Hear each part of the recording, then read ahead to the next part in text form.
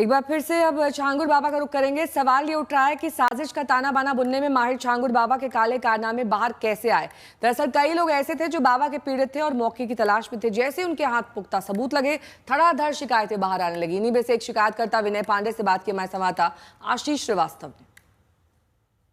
अब तकरीबन 100 करोड़ का ट्रांजैक्शन दिखा है एसटीएफ को और एटीएस को, और ऐसे में गिरफ्तार तो जरूर है, लेकिन ये गिरफ्तारी के लिए किसने शुरुआत की थी और किस तरीके से के खिलाफ कंप्लेंट की गई। हमारे साथ वो कंप्लेनर मौजूद हैं जिन्होंने वो पहली कह सकते हैं कि मेल किया था, शिकायत की थी छांगुर बाबा के खिलाफ और कई तरीके के पत्र लिखे थे सीएम योगी आदित्यनाथ को। उनसे बात करते हैं और वो आखिर किस तरीके से उनकी नॉलेज में चीजें आई थी उनसे भी पूछेंगे। क्या नाम है आपका? विनय पांडे नाम है।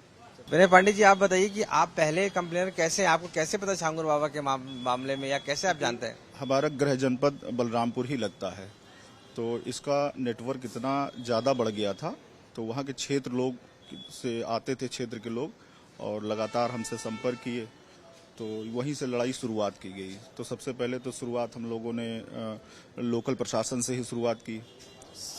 सब जगह से मायूसी होने के बाद फिर एक प्लान बना के हम लोगों ने एटीएस को संपर्क किया गया, जिसका परिणाम आज ये है।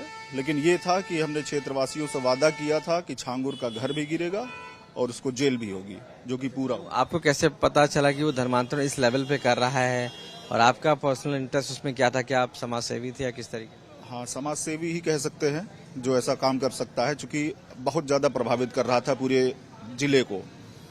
मतलब ये समझ लीजिए मुश्किल से 12 से 15 किलोमीटर की दूरी थी हमारे घर से इसकी, और गाड़ी भर भर के लोग आते थे।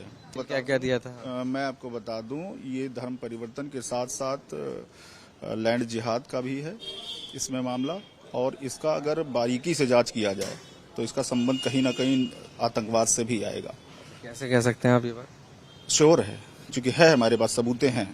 क्योंकि इसका एक दाहिना हाथ है बब्बू खान, और बहुत बड़ा रैकेट उसका रहा है।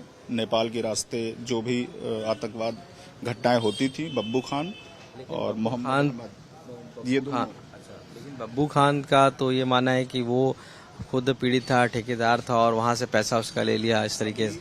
अभी देखिए एटीएस जांच कर रही है, और 1-2 दिन और रुकिए, ये दोनों नाम आपको सामने आएंगे, क्योंकि यही दोनों थे जो इसको प्रभावित कर रहे थे। जमीनों, मोहम्मद अहमद तो सारा काम कर रहा था जमीनों का, अवैध जमीनें का काम वो करता था, और बाकी धर्म परिवर्तन, लव जिहाद का सारा काम बब्बू खान करता था।